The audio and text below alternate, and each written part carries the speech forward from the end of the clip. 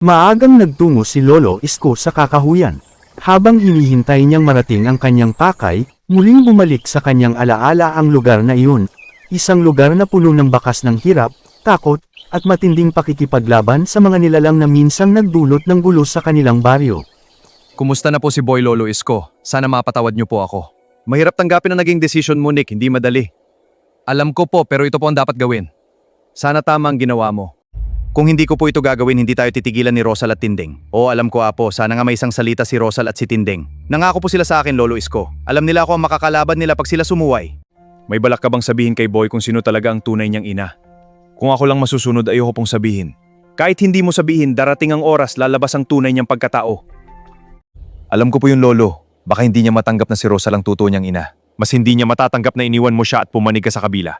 Balang araw, Lolo Isko, maintindihan din po ako ni Boy sa tamang panahon. Aalis na po ako hanggang sa muli.